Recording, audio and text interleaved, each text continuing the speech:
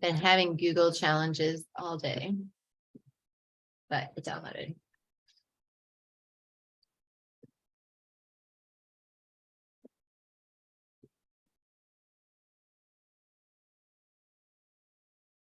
All right, does that look good on your end? Yes. Great. All right, well, Kristen, whenever you're ready, we can go ahead and get the recording started, and you can talk a little bit about your perspective on the project, and then we'll take it over. All right, that sounds good. Thanks so much, everyone who's here participating in today's webinar. My name is Kirsten Bartlow, for those that don't know me, and I'm the Watchful Wildlife Coordinator here at the Game and Fish Commission. And it is a big day. We're really excited to hear from this Virginia Tech crew on the results of the Wildlife Viewer Survey. So I'm a member of this really wonderful group of innovative people called the Wildlife Viewing and Nature Tourism Working Group, and that falls under the Association of Wildlife Agencies. And for about 1.5 years, we've worked with the Virginia Tech staff on a multi-state conservation grant to survey wildlife viewers, both regionally and nationally, to learn more about this growing constituency. So what's happened is we've participated in an oversample here in Arkansas, and today we'll hear more about our state findings. So wildlife viewing is, one of the fastest growing wildlife related recreation activities in the United States. And wildlife viewers have the potential to significantly help the Game and Fish Commission in achieving our conservation goals through financial contributions and a range of other behaviors. And, one of the things I enjoy most about my job is interacting with hunters, anglers, birdwatchers, paddlers, hikers, and helping us all see that we're on the same page and we really want the same thing, and that's healthy habitat for people and wildlife. So, here at the Game and Fish Commission, we've been a hooks and bullets agency for over 100 years, and we're proud of that tradition. Hunters and anglers have been our main supporters financially and otherwise for a long time. But we've been approaching this crossroads in wildlife conservation for quite some time. We're seeing significant societal changes that we can't always affect, things like urbanization. And it's really important that we continue to be forward thinking, like our cohorts who help pass the conservation sales tax in this state. And we need to offer programs and services that fit our mission, but also reach out to new constituents that want to be involved in wildlife conservation. So today, this crew is going to tell us a little bit more and give us some of the things that they learned about Arkansans that are going to help guide the goals and strategies of wildlife viewing programs. We'll likely hear more about ways wildlife viewers prefer to support conservation, the number who maybe already buy hunting and fishing licenses, what kind of support they want from us, and how they prefer to receive information from state agencies like ours. So that being said, thank you so much to the Virginia Tech crew, to the Wildlife Viewing and Nature Tourism Working Group. You all have put in a ton of hard work. So I'm going to turn it back over to you all, Ashley, and we're looking forward to hearing what you've got to say. Thanks so much, Kirsten. Really appreciate your intro, and it's been great working with you as part of this team as well. So here we go. Just wanted to thank everybody for joining us here today. We are recording the presentation as well for anyone who's unable to join in, and so a recording will be available if you wish to share it further afterwards. What I urge you all to do today as you sit in on this presentation is think about, how does this relate to your work within the agency? What are some insights that we're sharing that you think might cause you to shift what you're doing, adapt what you're doing, or might reinforce that what you're doing is an appropriate trajectory? So we hope that each of you will be able to walk away from our presentation, and we'll ask you about it at the end, walk away from the presentation with some things that you might be able to apply in your work. That's certainly our goal of this presentation and the project overall. So we're talking here today about this report that was recently released within your state. Kirsten has sent that along to you. And also, if you don't have a copy handy, you can hold up your phone and take a picture of that QR code to get a copy of it, or Emily's going to put that link in the chat pod as well. And that's going to give you a direct look at the whole entire report. We don't have time here today to go through everything in the report. It's quite lengthy. So we're going to be zeroing in on the components that we think are most of interest broadly within your agency and most in line with some recommendations that we think are important for your agency to be considering. But that doesn't mean that you might not find valuable info deep within there. So if there's something that we talk about today that you'd like to dig in on a little bit more, definitely check it out. Go to that section of the report after we have our presentation today. And there's also extensive tables in the back of the report as well if you want to see any of the specific numbers. So let me tell you a little bit about who's going to be presenting here today. So my name is Ashley Dare. I'm an associate professor at Virginia Tech. I've been the project PI not only on this state-specific project, but also on that regional and national project that Kirsten mentioned that was part of the Aqua Wildlife Viewing and Nature Tourism Working Group collaboration that we've been involved in. Christy Patatsky will introduce herself in a little bit, and Christy is the lead author on this report and also a PhD student at Virginia Tech and works as a graduate research assistant within my lab. And then Emily Sincular is also an author on this report, and she's a master's student in my lab, and she's going to be helping us here today with putting content into the chat pod and then also helping us manage any Q&A that comes up along the way too. Should have mentioned as well, feel free to throw questions into the chat. If we notice them and they seem to be things that we need to answer before moving forward, we'll make sure that we do answer them then. Otherwise, we're going to have ample time for questions, comment, discussion at the end. So you can go ahead and put things in the chat and we'll come back to it at the end of the presentation. All right. So let's think about what we're going to be covering here today. As I said, we're focusing in on your Arkansas wildlife viewing report. And as part of that, we're going to provide a profile of wildlife viewers in Arkansas. There's even more info related to that profile than what we're going to share here today, but it's going to give you a bit of an overview of who are wildlife viewers in your state. And then we're going to explore three main areas that we think are relevant to you. One is, how can your agency best support wildlife viewers if you are looking to connect with them more? Two, how can you broaden your relevance to wildlife viewers who do not hunt and fish? As Kirsten mentioned, your agency has worked very closely with hunters and anglers for a long time, and of course has many connections with them. We'll show you here some results that show that, yeah, you're hitting a lot of wildlife viewers that way as well. But you may be interested in broadening your relevance and increasing that fold of people who are interested and feel served by your agency, which will share some insights related to that. And then finally, how can you develop financial support opportunities for wildlife viewers so that they can contribute to your agency in a way that's of interest to them? All right, so I'm going to give you a little bit of survey background, picking up on what Kirsten already shared. First, though, I want to make sure that we're all on the same page about what I mean when I say wildlife viewers. So wildlife viewing is closely observing, feeding, and photographing wildlife, visiting parks or natural areas to observe, feed, or photograph wildlife, and maintaining plantings in natural areas for the benefit of wildlife. Not all of these things have to be accomplished by an individual to be a wildlife viewer, but any of these activities fall within the broad umbrella of wildlife viewing.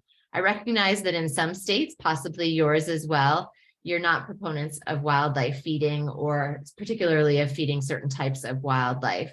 But we wanted to use a consistent definition that's been used by the National Survey of Hunting, Fishing, and Wildlife Associated Recreation. So that's how we came up with the definition that we use here today. We also want to emphasize that we told our survey respondents that we were interested in purposeful or intentional wildlife viewing, again, in line with that national survey. So someone who just simply notices wildlife while doing something else, like sees a squirrel run in front of them, or they notice them while they're gardening or exercising, hunting or fishing, or just scouting for game, would not be considered a wildlife viewer. We're looking at people who are purposefully engaged in those activities that I mentioned on the previous slide. All right, so I'm sure many of you are aware of these trends related to wildlife viewing. About 1 in 4 Arkansans view wildlife, according to that definition that I shared, and that was as of 10 years ago.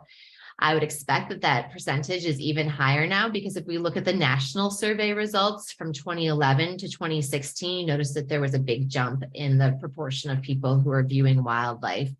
And within the US broadly, it's now believed that about a third of people are intentional wildlife viewers. And the survey that the national survey that numbers come from is underway as well again here. So we'll be seeing in the coming year estimates again of population rate. Our survey was not aiming to look at these trends specifically. Instead, we were aiming to dig in on the people and understand the people who fall within these categories. But want to call out a few things here. Not only do we see the trends of growing participation in wildlife viewing, but there's also been a rise in around the home viewing, and you'll see that echoed in our results as well.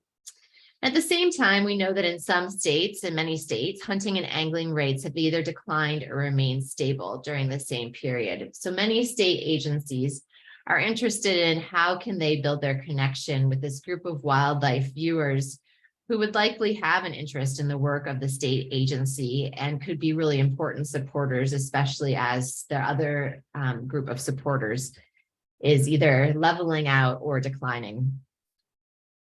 So when we asked all of the state agency reps, Kirsten was one of them, who are part of our steering committee for this project, why are they interested in learning more about wildlife viewers? We heard these sorts of responses that you see here on my slide. The first one being related to those trends I just showed you, that viewer numbers are growing and those viewers could have a really strong potential influence on state agencies, on wildlife conservation. And of course, the desire is that that would be a positive influence on the work of state agencies. And agencies also told us that viewers can be really difficult to reach. It's challenging to figure out what's the best way to find viewers and find out what they think. You've got an angling database, you have a hunting database. In some states, there's also boating access databases or boating license databases, or maybe even your wildlife management area databases. But there's not a list of viewers out there that you can easily go to and say, what do you think about this or that? Or what do you think about what our agency is doing? So there was this desire then to be able to reach out to viewers in a way that you're not typically able to really fill a gap in information about viewers' thoughts, preferences, and behaviors related to state agencies in particular, related to conservation more broadly, and related to financial support of state agency conservation. There's also a desire amongst many of the states that we were working with to better serve and communicate with viewers and other underserved groups that may be more likely to be involved in viewing than they would be in other types of wildlife recreation. And then also connect viewers to mechanisms to contribute financially, figuring out ways to bring in more dollars to agencies for people who are also benefiting from the work of agencies in wildlife management and conservation. You're welcome to throw in any other reasons that you're here in the chat pod if there's something that we didn't catch. It's always helpful to us to understand what are the reasons that people are interested in learning about wildlife viewers, and that can shape what we cover here today as we go along. So I provide a little bit of background that we considered as we started this study, but I should also note that there is a body of literature related to wildlife viewing, and we spent some time making sure that we were considering that as we started this project.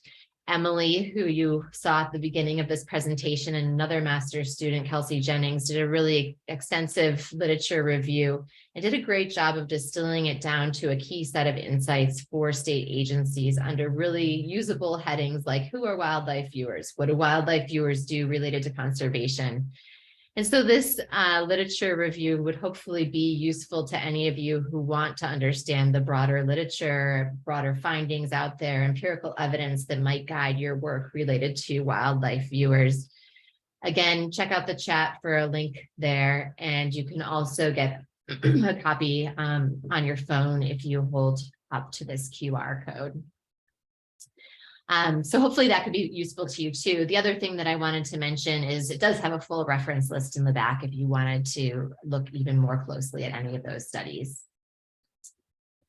Likewise, you're going to see you're getting lots of links here. Likewise, we also have for you a link to the regional and national survey that we conducted that was using a similar survey to what we used in Arkansas. And so this could be valuable for you to share with your colleagues who might be interested in getting information that they could use about viewers, and for those states that did not have a specific survey for their state and report for their state.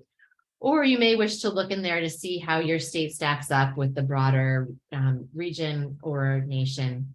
And then we're also going to be showing you some case studies here today. There's about 8 of them.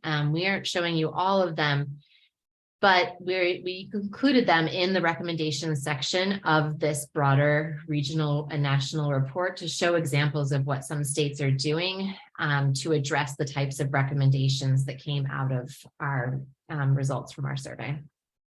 So with that, I'm going to turn things over to Christy, who's going to tell us more about the survey methods. Hello, everyone. My name is Christy Patotsky, and as Ashley said earlier, I'm a PhD student in the Dare Human Dimensions Lab at Virginia Tech. I'm originally from Maryland, but currently I'm studying, in addition to wildlife viewing, socio-ecological interactions in bird feeding. So wildlife viewing is basically everything I do. I eat, sleep, breathe wildlife viewing. So I'm just going to take us through some of our survey methods now. This survey was fully administered online through Qualtrics from October to December 2021. We had anticipated a goal of 1,000 respondents, and we did achieve that goal in Arkansas with 1,005 respondents. The survey consisted of about 117 survey questions. And as you can see on this map, Arkansas was one of 15 states that we did this oversampling or additional sampling in with a goal of 1,000 respondents. And with that, with 117 questions, we did aim for it to take 10 to 15 minutes, but we are covering a lot of things. But our first question was our consent question. The second was our screening question, which read, in which, if any, of the following forms of wildlife viewing have you participated in the past 5 years? And then listed 7 forms of wildlife viewing based on that national survey of wildlife-related recreation, including feeding wild birds, maintaining plantings and natural areas for the benefit of wildlife, and feeding other wildlife. But I just want to highlight that if someone said that they did not participate in any of those 7 forms of wildlife viewing, they were then removed from the survey. The survey ended for them there. And I just want to highlight that because we often get a lot of questions about what do the people who don't participate in wildlife viewing do? Well, that wasn't the focus of this survey. We really wanted to dig into what people who participate in wildlife viewing prefer and participate in. So with those 117 questions, we covered a range of things, and we won't cover them all today. But if you have anything specific questions about those, we can have look at the end, and maybe I can pull out some of those graphs and we can talk about them now. But we covered demographic characteristics, viewing behaviors and interests, duration, location, and frequency of participation, participation in other outdoor recreation, including hunting and fishing. And we used answers to those questions to define our consumptive and non-consumptive wildlife viewers, which I'll explain in a minute. The level of specialization in wildlife viewing using a number of measures, their expenditures related to wildlife viewing, barriers and social support and participation, their likelihood of participating in conservation behaviors, including both generally and in support of Arkansas's Game and Fish Commission, their familiarity with, perceptions of, and trust in AGFC. And for those questions where we're talking directly about AGFC, the agency itself is specifically named in the survey questions, including things like showing the logo itself. And for questions where we talk about their experience with AGFC programs and services or past financial contributions, those were tailored to what is currently available in Arkansas. We also looked at the likelihood to support AGFC financially and through conservation behaviors in the future, and the preferred forms of viewing support and communications from the agency. So a lot of things. But first, I just want to go into more about what a panel survey is and what Qualtrics is. It's a survey platform of individuals recruited to take surveys from databases like airline mile programs, and they're then compensated with a small amount of money at the end of the completion of the survey. If they're removed from the survey, they aren't financially compensated. And of course, we want to keep in mind that that may decrease data quality in terms of people speeding through a survey to reach that financial compensation. but we implemented a number of measures to ensure high data quality coming from a panel survey. And so we use attention checks, a minimum completion time, and data quotas to ensure maximum data quality. So attention checks are a number of statements spread throughout the survey that will sort of catch people who aren't paying attention to the survey itself. So for example, if a question read, wildlife viewing is important to my life on a scale from 1 to 5, from not at all important to very important. If someone said, oh, that's very important, but in another question that said wildlife viewing is not important at all to my life, they also said that that was true, then that's sort of a flag to us that they aren't really paying attention to the survey itself. And if people trip 2 or more of those attention checks, they were removed from our data set. And so they're not in that 1,005 survey responses that we analyzed. In addition, we had a minimum completion time. If someone's like speeding through and just clicking all these answers, they're also removed from it based on our pilot survey. And so with that, I just want to highlight that the survey data set is now fully accessible online, and it comes with a number of data files. So we have, in addition to it as a CSV or an SAV is used in SPSS, which is what we use to analyze our data. It's the statistical package for social science. And a CSV is usable for those who are going to analyze in Excel or R. We also include a PDF of the survey instrument itself, so you can go through and see exactly how the questions were asked and what the survey responses could be, as well as a variable guide. It's an Excel file that has an explanation of all of our variable names and their values and what they mean. So I believe Emily just sent that in the chat, or you can scan the QR code. In terms of our data analysis, we use descriptive statistics for our statewide results. But in addition, we use chi-square tests and t-tests to explore differences among consumptive and non-consumptive wildlife viewers, which I mentioned earlier. And so these consumptive and non-consumptive viewers were people who participated in hunting or fishing or did not participate in hunting and fishing. And we wanted to look at the difference between these two groups because we know that people who don't participate in hunting and fishing may not be reached by the agency at this time. And that there's a lot of nuance in these definitions, particularly those who participate in catch and release fishing, or that non-consumptive activities can also have negative impacts, including mortality on wildlife. But because of that agency relationship, that's why we decided to analyze by these two groups. So as I said, our non-consumptive wildlife viewers have not hunted or fished in the past 5 years based on our question in the survey. And remember this purple color because this comes back a lot. And our consumptive wildlife viewers are those who have hunted or fished in the past 5 years. Remember this green because that comes back a lot in our figures. And our sample in Arkansas comprised 39% non-consumptive wildlife viewers and 61% consumptive wildlife viewers. So I just want to highlight that these are people, everyone participates in wildlife viewing. In addition, they also participate in hunting or fishing. And this is really one of the highest percentages of consumptive wildlife viewers I've seen in all the states that I've analyzed so far. And if we want to go into these numbers again, 31% only fish and view wildlife, 4% only hunt and view wildlife, and 26% fish, hunt, and view wildlife. And again, fishing is by far the most popular activity, but in comparison to other states that I've analyzed, we really have a high number of these really big multi-recreationists, people who participate in fishing, hunting, and wildlife viewing. So as I mentioned earlier, we also use demographic quotas. And so this means that we use the data from the National Hunting, Fishing, and Wildlife Related Recreation Survey to understand what wildlife viewers look like. And we wanted to get a representative sample of those wildlife viewers based on age, gender, and education. So we implemented quotas. So we only get a certain amount of people in this age range. So that we already know that we're getting a good sample of wildlife viewers from the US.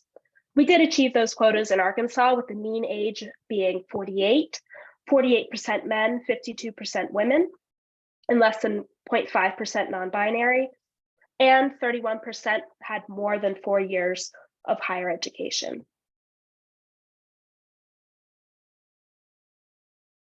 And with that sort of overview of our methodology, I'm going to sort of take us in some of our initial findings from the survey. We looked at ethno-racial identity, and we found with these survey options being more, they could select more than one, so our totals add up to more than 100. 86% white, 8.9% Black, 4.9% Indigenous, 4.2% Hispanic, Latino, or Spanish, 1.2% Asian, 0.3% Native Hawaiian or Pacific Islander, and also less than 1% Middle Eastern or North African, and 1.3% saying that they identified as some other race or ethnicity. And so looking at those totals altogether, we had 81% of our wildlife viewers identifying as white solely, and 19% identifying as another race or some mixture thereof, including white and another race, as Black, Indigenous, or people of color. In terms of household income, we found that over half of respondents reported a total household income of $449,999 or less, while 29% reported a total household income of $100,000 or more. In terms of residential location, Arkansas was one of our more rural states.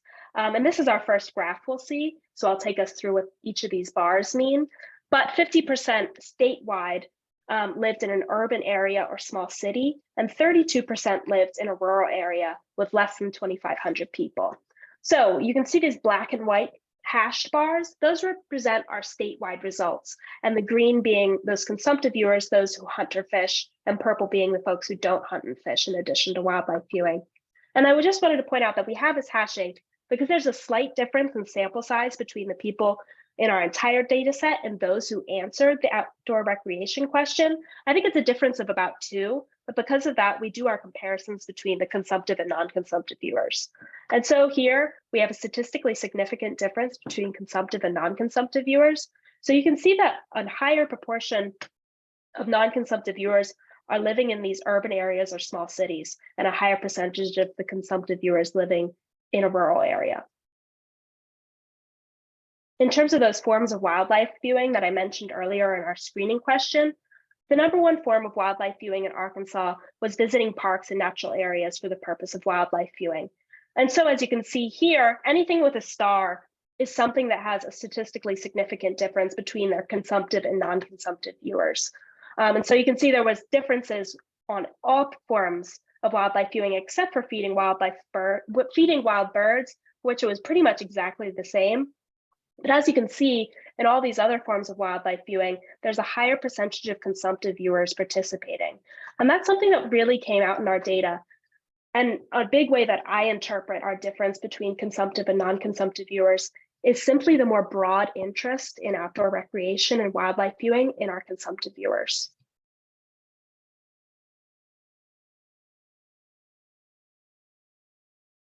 With that, I'm going to hand it back over to Ashley to go into our 5 key insights in the report, and she'll take us more into those deeper results. Great, thanks so much, Christy. So as I shared before, we're going to organize this based upon recommendations that we think are important to your state agency to consider. And that's how we're going to weave in the results that stand in line with those recommendations. If you look at the actual report, though, you'll find a very lengthy recommendations or results section separate from the recommendations section. So the following are the key recommendations that have come out of your report, and honestly, all of the other state reports too, because there's lots of similarities with what we see in the findings. So the first is, as you think about how you might better support or engage with wildlife viewers in Arkansas, we really recommend a focus on wildlife viewing information and access, and I'll show you the data that supports that. The second is the need to, or the potential for promoting around the home viewing opportunities as a way that people would really connect given their interest and experience in viewing in that area. The third is developing social support networks for wildlife viewers.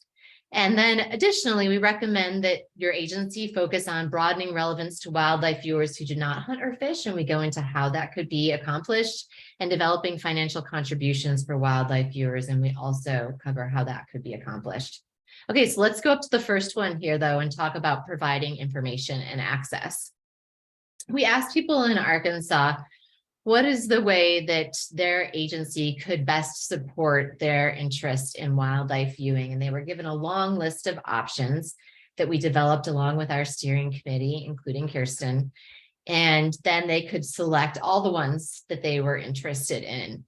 And you'll see here that those related to information came up again and again as the most common. More information about wildlife in Arkansas, more information about where to go to see wildlife. Then let's skip over one here, but more information on how to view wildlife and more information about where and when to view wildlife when there's no hunting. And then additionally, 41% of people said they were interested in access to more places to go wildlife viewing as well. If you're interested in seeing the full list and how this compared, you can see those more info ones all up at the top there. And then following behind them, other options like more agency staff to support wildlife viewing or more non-research volunteer related opportunities that are down at the bottom. Very few people said they weren't interested in any of the options. That's the very bottom of the screen here. And the other thing that I wanted to point out is there were some differences in the exact magnitude of the consumptive versus the non-consumptive viewers, but both of those groups want more support and they both similarly had the same top items. So if you're thinking about ways that you can support both your more traditional constituency of wildlife viewers as well as a newer constituency of wildlife viewers, you'll be able to accomplish that through this information and access approach.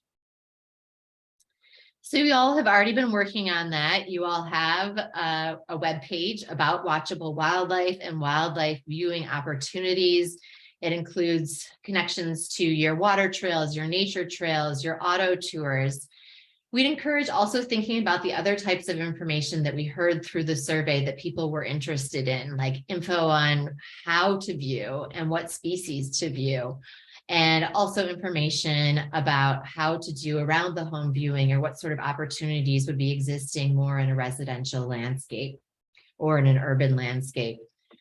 There's examples of how this is being done in other states. We're really familiar with the work of Virginia Department of Wildlife Resources since we've worked with them related to their wildlife viewing program over the course of the last 5 years or so.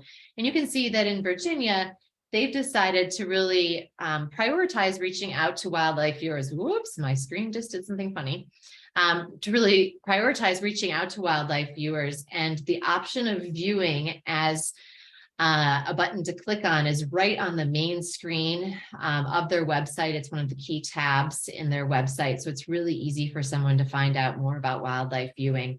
And then it has these various components that we are talking about, like how to view wildlife, that birding basic, and where to view wildlife, as well as wildlife cams, which you could take advantage of from home. And there's several wildlife cams that the agency administers. All right. And Christy or Emily, I see we have someone trying to get in, but my mouse is not behaving itself. So if someone else can let them in, that would be great. Thank you. And then in terms of how would you relate or how would you rate your skill related to wildlife viewing? So if you're thinking about what sort of information to be providing, what sort of skill level should you be shooting for? It's a little bit different than what most state agency staff expect. It's actually that a lot of people are beginner, novice, and intermediate viewers. And in fact, about 60% of the people who identify as wildlife viewers in your state are beginner or novice. And this is particularly the case when it comes to non-consumptive viewers. You can see that they are the largest bar there in the beginner category. So this isn't the same as what you typically are hearing. You're maybe hearing from your local bird clubs or your Audubon chapters. But if you look at the general population of viewers in the state, they're much more at a beginner or novice level. So keep that in mind as you think about the ways that you might provide more info to people and the information that you put on your website or other means. And speaking of means for communication, the website was the most common way that people said that they were interested in receiving information from the agency, followed by printed materials and email updates, and then additionally Facebook as well. And we've added that one on there because a lot of folks asked about social media, and for most states, it's been around 4th or 5th. And so your state is no different there, as it also being of interest to people. We did have a much longer list though. So some of those more creative, newer ways of doing social media that you see some of your state agency colleagues getting involved in, like TikTok, are much further down the line behind those that we just mentioned as the top 4. So one thing that could be of interest to keep in mind, though, is it may be that some of these communications mechanisms relate better to certain age cohorts than others. So if you're really trying to reach a young group of wildlife viewers, you might want to try something other than the top 4 groups. We have not done an age-specific analysis, but as we shared with you earlier, you have the data set. So if you're interested in that in your state, you could take a look. I also wanted to point out that you can see that there's a lot of differences here. You see those stars for statistically significant differences, with the consumptive wildlife viewers being interested even more in receiving information from your agency related to viewing topics. Now let's think about this issue of more access to viewing. The big question that we have when we see this result is there really a lack of access to wildlife viewing in your state, or is there a lack of awareness of where to go viewing? Because we also saw people saying that they wanted more information about where to go viewing. We know that you all have all these wildlife viewing area maps on your website. Is it just that people don't know about that? Or is it that there's not areas close to people's homes or easily accessible to them in other ways? One thing that we would encourage you to think about is that over 60% of wildlife viewers did participate in viewing on state managed lands. That could be your parks lands or more of your wildlife management type areas, or your water trail areas. And so there's a focus for additional infrastructure and outreach on their value as wildlife viewing areas, because people do already seem to have a connection to state agency lands.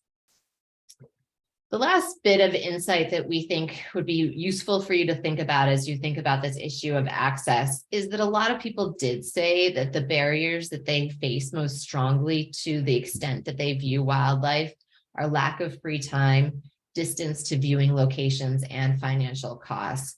So all of those would cause us to think about, well, maybe access is really an issue, and that's because people don't have the time or the money to go further away from home for wildlife viewing. So with that, I'm going to turn things over to Christy, who's going to talk about around the home viewing opportunities and what your state might consider to promote that.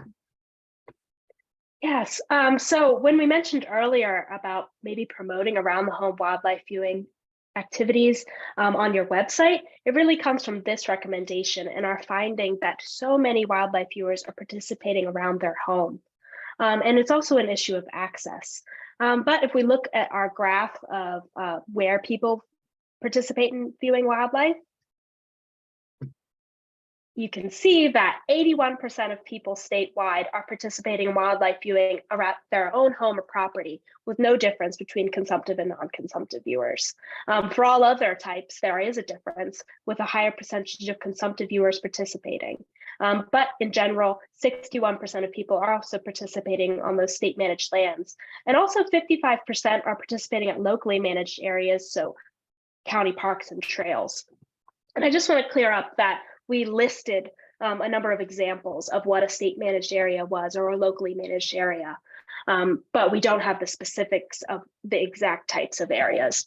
But as you can see, reaching those people at home is really key. And we also looked at the number of days spent wildlife viewing, and really at home is where people are participating. And sort of one way that we've been thinking about how to reach people at home is through conservation behaviors. This is our conservation behaviors with or in support of AGFC. And the top, and we can see this across all the states, is cleaning up trash and litter, with a really high percentage of people being very likely or extremely likely to participate in this. But we also want to pull in those other types of things that can be done at home, including enhancing wildlife habitat and collecting data on wildlife for habitat, which are a bit farther down the list. But these are related to habitat management. So we really see that one key area for growth and an opportunity to promote is the around the home habitat management. And we can sort of see that if we frame it in a way of feeding wildlife, because feeding wild birds was the second most popular activity in Arkansas, maybe there's a way that we can reach more people. But we had 58% being very or extremely likely to clean up trash or litter, 35% being very or extremely likely to participate in civic engagement related to wildlife conservation, and 34% being very or extremely likely to engage in purchasing environmentally friendly products.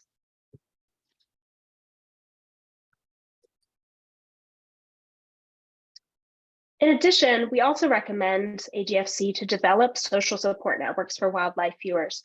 We looked at the extent of social support perceived by wildlife viewers for family, friends, peers, and mentors. And this is really the order of the magnitude for what wildlife viewers felt. They felt most strongly that family supported their participation in wildlife viewing, followed by friends.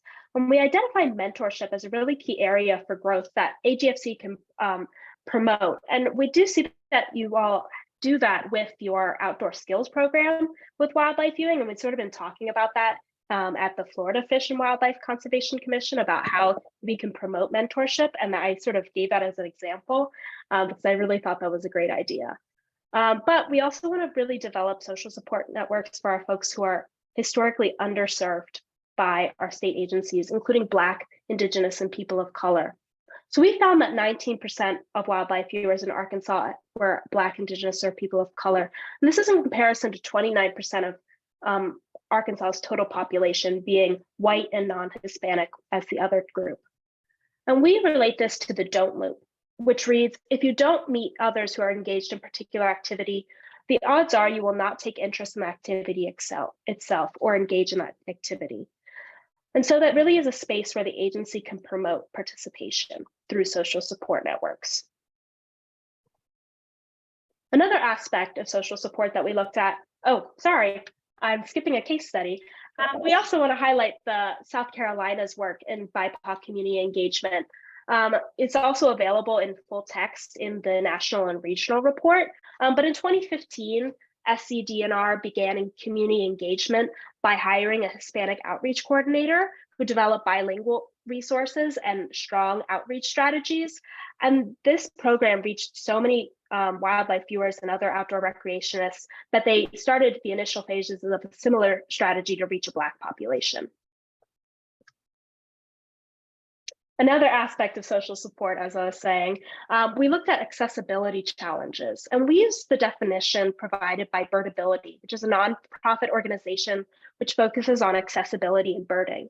And we provided this definition that they developed of accessibility challenges in the survey to survey respondents, reading, accessibility challenges are the difficulties someone experiences in interacting with or while using the physical or social environment while trying to engage in a meaningful activity such as wildlife viewing.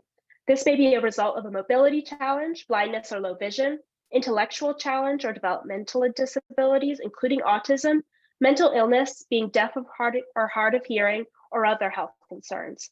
And we wanted to look at these accessibility challenges, but it really is a space where state agencies have a role to promote accessibility. And looking at our survey respondents, we found that 34% of wildlife viewers in Arkansas experience somewhat, quite a bit, or a great deal of accessibility challenges when wildlife viewing related to that definition. That's over a third. And I think that may be at odds with what you picture as a wildlife viewer, but I really want to point out that this is an area where partnering with nonprofit organizations like Birdability can really be a key strategy for expanding accessibility to wildlife viewing. And with that, I do want to highlight the Birdability map that was developed by this nonprofit. That is a crowdsourced GIS map of accessible birding locations that anyone can go onto the map and describe the accessibility of a birding site. And then other people can go and see whether that site is accessible to them. And as you can see in Arkansas, we only have 4 sites that have been described so far. So that really might be a key area to push description of wildlife viewing sites on this map. And with that, I'll hand it back over to Ashley. All right, thanks so much, Christy. So I'm going to talk about broadening relevance to wildlife viewers who don't hunt and fish. So as you've already seen, there's a lot of interest in wildlife viewing amongst the angling and hunting community, lots of similarities between those two groups and desiring more support and desiring more communication, more information, more access. The place where we see some differences is with their experiences currently with your agency. So non-consumptive viewers seem to desire more basic familiarity with the agency or lack basic familiarity with the agency and need more tailored support. So how familiar are you with AGFC is a question that we ask people very generally. And you can see that our survey respondents from the non-consumptive group are down at the bottom here. And they're the ones that have the least dark color. So fewest number of people were saying that they're extremely familiar or very familiar with your agency. And in fact, about half of them were saying they're not at all familiar or slightly familiar. And that's really quite different than the consumptive group, where it was only a quarter of the respondents who are wildlife viewers who said that they have not at all or slight familiarity with the agency. We also looked at familiarity in a different way by showing them your state's logo and asking them, have you seen the logo before? And we actually saw pretty high logo recognition in your state, but again, lower logo recognition amongst the non-consumptive than the consumptive group of wildlife viewers. We also asked about a whole array of AGFC programs and services and whether or not people had participated in them or used them in the last 5 years. We had to focus on a list that would work across all the states so that we could do this as part of the regional and national survey and then also the state surveys. But Kirsten helped us make sure that the opportunities we provided here were ones actually available in your state. So we hid some that were not actually relevant. So you can see the things that people were using the most were related to information or also nature, education, or visitor centers, both information broadly about wildlife and information about wildlife viewing. Some strong differences there with the consumptive group being higher on their use of each of those things, as well as their use of the agency lands. And then you see that pattern, maybe not quite as pronounced, carry all the way down through every single way that they might be interacting with your agency that we provided to them. And then when we get to the bottom, that people had no involvement in any of your programs or services in the last 5 years, you see that non-consumptive group is considerably higher than the consumptive group, with half of them saying they'd had no involvement in any state agency services or programs that we provided on this list. So similar to looking at their involvement in the past in programs or services, we also looked at their involvement in the past 5 years in contributing in any way to your state agency. And we split this into 2 different ways of looking at financial contributions. Non-voluntary contributions, where someone buys a license or an access, pays for an access fee that they're required to have in order to participate in an activity or to use a certain land. So those are things where you don't really have a choice if you want to be using that land or following regulations to be participating in that type of recreation. Whereas there's more voluntary type contributions, like a conservation license plate or a donation, where people are not required to participate in an activity. So when we ask people, which of these purchases or contributions have you made in the past 5 years, you can see that in the non-voluntary category, the most common one was the fishing license, followed by the hunting license. And then a fee for a program or event was much lower. And again, we see that that consumptive group is much higher. Now you may say, well, what are non-consumptive people doing buying any fishing licenses or hunting licenses? And it may be, we don't know the answer because we weren't able to have follow-up. It may be that some people are buying fishing licenses for someone else in their family, or it may be that they bought a license but didn't actively participate in it. So when they were asked if you're a participant in this type of recreation, they didn't check that off. Or it could be that in some states, I don't know if you all have been doing this, there's promotion of fishing licenses or hunting licenses as a way to just support wildlife management in a state, that some people who are not involved in hunting and fishing may still be purchasing them, or to get access to certain lands that they're required to have one of those. So again, some purchasing of the non-voluntary options by the non-consumptive group, but really this is largely being utilized by the consumptive group. And then when it gets to voluntary options, first of all, I want you to notice that these bars are all really short, under 30% for every single one of them. So people aren't using these non-voluntary options as much. They don't have to do it in order to be able to have access or in order to participate in a recreational activity. And again, we see that the consumptive group is even higher than the non-consumptive group, although the differences amongst them are not quite as pronounced. And in fact, the difference on direct donations of money to your agency is not statistically significant difference that you're seeing there, even though it looks like a slightly different length of the bar. What I do want to point out is that there is a lot of common ground, though, in terms of their interest in more support from the agency. You saw that already previously in their desire for information and access. And similarly, we asked both the consumptive and non-consumptive viewers, do you feel like the agency is prioritizing programs and services for wildlife viewers adequately? Good news is about 70% of people across all of those groups said, yes, the agency is. And then about 25% said not enough. It's too low at this point. And so we'd assume they'd like to see more prioritization from the agency of programs and services. And interestingly, you're seeing that coming from both consumptive viewers and non-consumptive viewers. And then across all those groups, you also see that's a very small percentage of people saying that they think it's too much in terms of prioritization of programs and services for wildlife viewing. All right, so let's go to the last bit here and think about developing financial contribution opportunities into the future. So you saw that the utilization of financial contribution opportunities is currently, or in the past, mostly those voluntary, non-voluntary opportunities, and more so for consumptive than non-consumptive group. What I do want to mention here is that we see a lot more interest in the future in contributing to the agency than what people have been doing in the past. Now, maybe they're just being optimistic, but we also like to think that you have potential here if you can harness this potential interest amongst people and actually get them to support your conservation programming and your management activities. So fishing licenses are most of interest from the non-voluntary options, followed by lands access passes, as well as fees for a program or event.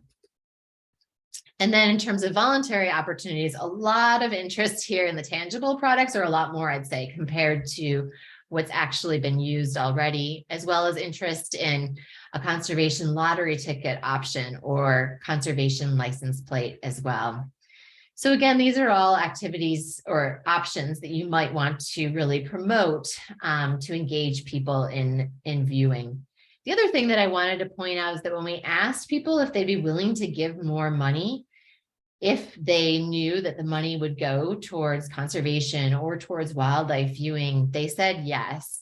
And in line with that sort of interest, the Restore the Wild program was created by the Virginia DWR, and this might be something that you might want to consider as well.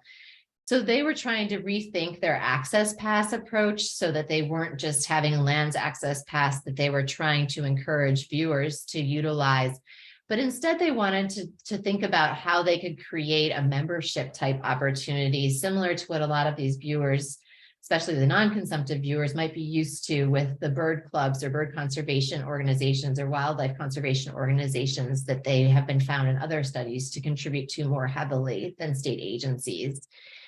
And so it could be that your agency thinks similarly about how could you create some sort of specific donation opportunity to increase your connection with viewers, particularly non-consumptive viewers, and then use your funds for species conservation or further wildlife viewing opportunities. And in Virginia, through focus groups that we conducted, the agency heard that people really wanted to hear back about how those targeted funds were spent so that they could see that, yes, when they contribute to the agency for habitat, for conservation, that X, Y, or Z projects were accomplished and that it was a worthwhile donation and use of their money.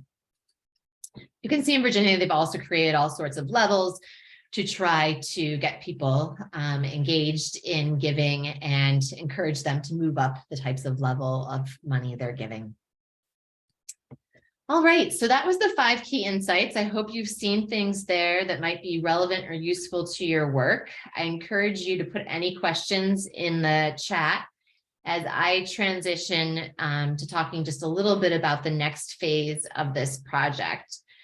So we worked with the Wildlife Viewing and Nature Tourism Working Group from AFWA to put in another multi-state grant. And we've heard that the AFWA directors forwarded our grant to Fish and Wildlife Service with their recommendation that it be funded. So we're now waiting all of the compliance review from U.S. Fish and Wildlife Service. And we're really excited about this project because it's making sure that we move from not only having the survey results in various states, but and then also the broader national and regional survey results, but really supporting states in utilizing those results to create new or enhanced wildlife viewing opportunities in their states. So we're going to be focusing on a few key things. One is distributing results even further. So the states that had state-specific reports have received a presentation like we're doing here today. We also did a national and regional presentation. We want to take our presentations on the road to the regional AFWA meetings and to other relevant conferences. So we hope to have an opportunity then to reach out more broadly to state agency staff. We're also going to have a community of practice of agencies that are working on implementation of survey results. And we are encouraging states to come up with a project that they'd like to focus on for just the next year, that they would like support from us as well as their peers who are doing a similar thing. And then in that community of practice, through monthly meetings, they can get advice, ideas, share resources, feedback from us, and also be sort of coached through the process of overcoming any barriers they're facing to creating those projects. And those states will then be able to be showcased on a website that we're creating at the end of that year-long project, where we share the example state projects as well as the resources that have been created. And I'm assuming, because Emily put it in the chat, that your state hasn't signed up yet. So I'm hoping that we'll see a project coming from Arkansas as well. And Emily, you can correct me in the chat if I'm wrong about that. Then in terms of the other components of the project, we also are going to do more analysis related to rural and urban viewers. We know that state agencies are really interested in this based on the feedback that we got from the Wildlife Viewing and Nature Tourism Academy. Oh, Emily says that Arkansas has put one in. Okay, Kirsten's got it. Good. So your state will be participating in the community of practice. And if you're interested in that, reach out to Kirsten.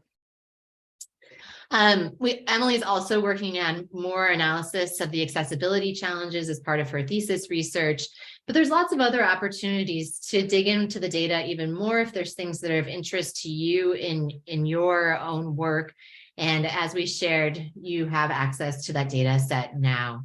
So we're taking care of the rural urban one and the accessibility one, but we've heard of other interests and encourage you to check that out yourself.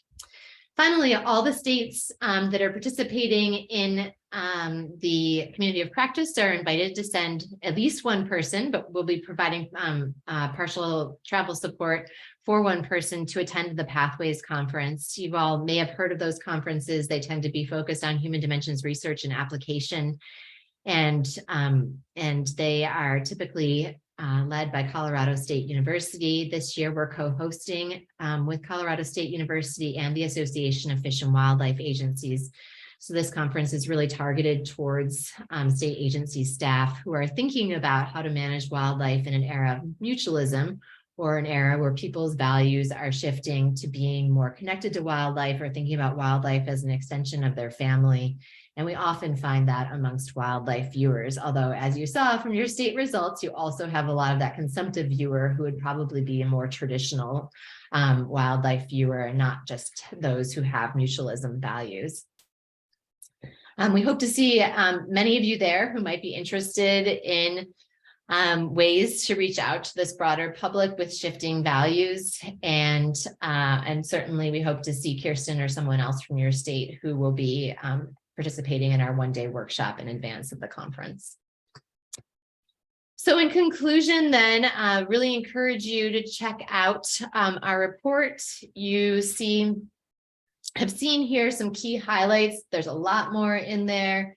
If there's a certain aspect of it that's more in line with your work, like if you're a communications staff person, definitely check out the communications components and look at the executive summary as well.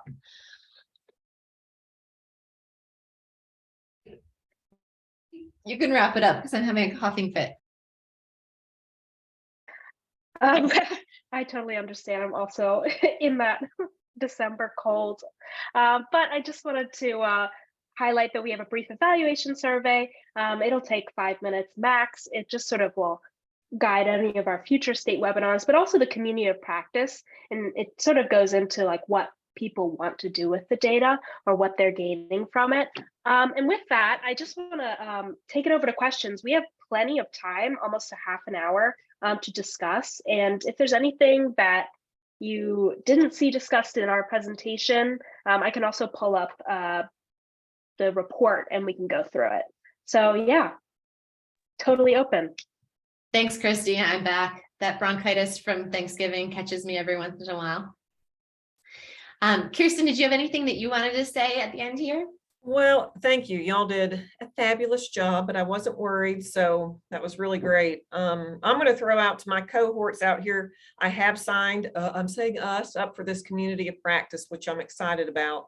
I've recently met with some of our staff in the Wildlife Management Division, and it's tying in nicely with the project where we're wanting to make our WMAs more accessible for birders and wildlife viewers. So that's probably the route we could go, but if I could clone myself, we certainly have also started some efforts on around the home viewing. I wish I could do both. So if anybody's feeling spunky and wants to help out with that, would love it. So those are a couple of things on the horizon that this survey and the results and the community of practice are really going to help us with. Great. Thanks for filling in more on that, Kirsten. Mm-hmm. And definitely folks do reach out to Kirsten if you're interested. So any questions that we see? Is someone coming on screen here to ask a question? You're welcome. Yeah. There you go. Okay, go for it. I was going to ask, Kirsten, have you thought about distilling this down and presenting it to the commission or Keith? Like, it seems like something that is relevant to a lot of the stuff that we're talking about right now. Yes, I have thought about that, and I can talk to Keith more about it. So yes, I think that's. And Kirsten, we're happy to provide you with our slides, and you can make a shortened version of the presentation that would be appropriate. Yes, perfect. That would be great. Thank you. Ashley, it'd be great to get your slides just because as we're working on pulling together stuff for the legislative session, your slides distill a very thick piece. Like I hit prints on it before I realized just how many pieces of paper were going to come out of the printer. And I was like, could somebody put this in like one page for me?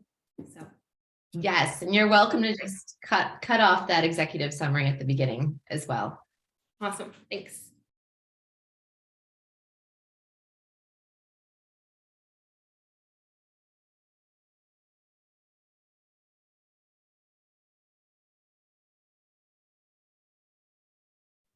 Any others out there? I know we're going through some website redesign right now as well. So I think for some of our communications folks, which is the division I'm in, that's going to be really helpful.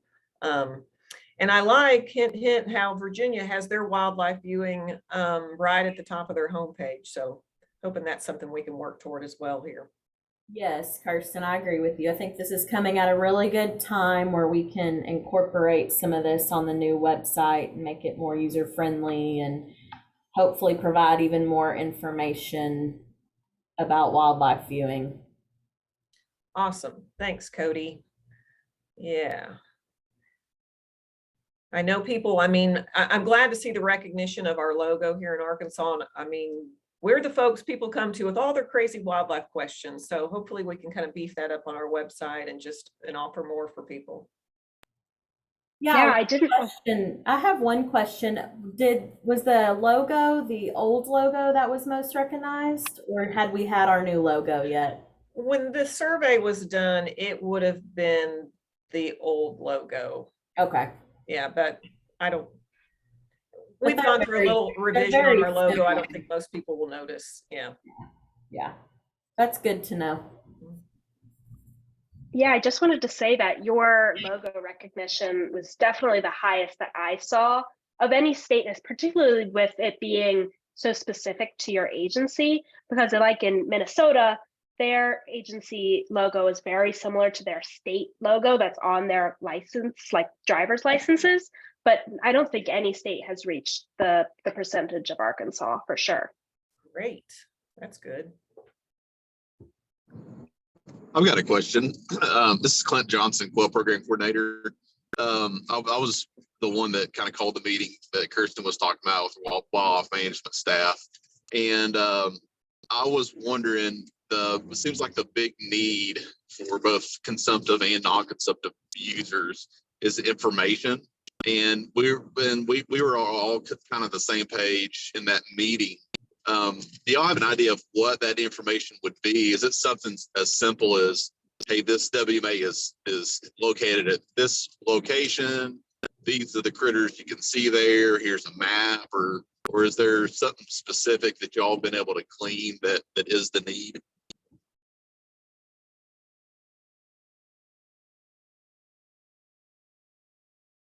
Yeah, so I'm just going to scroll back up to the types of support. We had the full figure, and I would agree with you that really is that basic level of information that they're looking after. Of course, there's space to look for more. Let me see what slide this is. I put a little bit of information in the chat while you're looking, Christy. It's mostly information about wildlife in Arkansas and information about where to go to see the wildlife. Yeah, so it's on slide 34. I don't know if Ashley wanted to pull that graph up, but it really is the wildlife in Arkansas and where to go see wildlife. And then we've got farther down, we've got things like more virtual programs for wildlife viewing. That's much lower. And things like training opportunities for wildlife guides. So I really do think it's that basic level, especially with most people being beginner, novice, or intermediate. They want those maps. And where to see specific types of animals. Thanks. That sounds good, Clint. That sounds like kind of what we're up to. So yeah, thanks, Christy. Yeah, and I would call out, if I don't start coughing again, that some states, it might be worth like checking what some of the other states have done when they have their websites about locations. I know that, for example, in Virginia, after we received a lot of feedback about the challenge with distance and urban viewers, that they were thinking about adding in whether or not any public transportation was available to a site to view. So you could think about some other sort of innovative components in addition to like where it is and whether or not you have to pay for it and what the hours are, but maybe also thinking about how do people get there by public transport? And then we also saw that there was some desire for information about where to view without hunting. So you could also include in there the times of year when hunting will be active at that location. So we didn't, specifically have a brainstorm session with users about what exactly they'd want. And so that could be something valuable.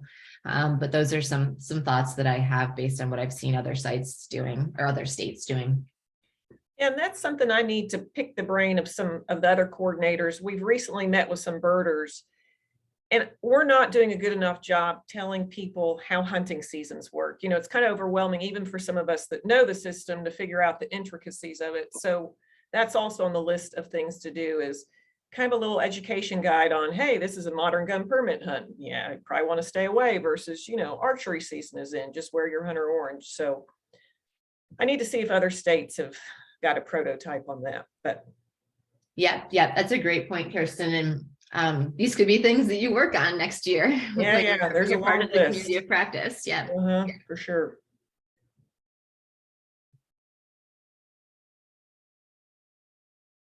Oh, and I see Tabby's mentioning in the chat that you're also going to be working on volunteer opportunities as well, and getting those out to people in summer 2023.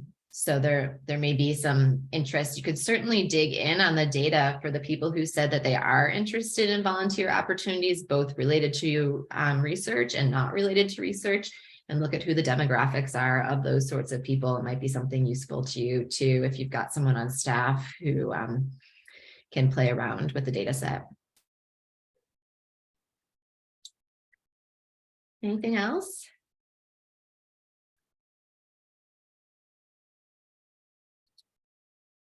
All right. Well, Kirsten, we're excited to continue working with you on this. And thanks everybody so much for joining in here today and for these good ideas and questions at the end. A reminder to provide us a little bit of feedback on our evaluation survey. It won't take you long at all. And we're also interested in there, as we mentioned, in hearing how you might be using these results, because it will help us a lot as we work on the next phase of the project and thinking about what other states will be doing with the results and beyond the specific project that Kirsten has put forth for the community of practice. All right, well, I think that's it then, Kirsten. We'll be in touch. All right, thanks so much to y'all at Virginia Tech, and for my colleagues for joining in. I really appreciate it. We're excited about this. It kind of feels like a new chapter. So thank you very much. Great, sounds good. Bye-bye. All right, bye.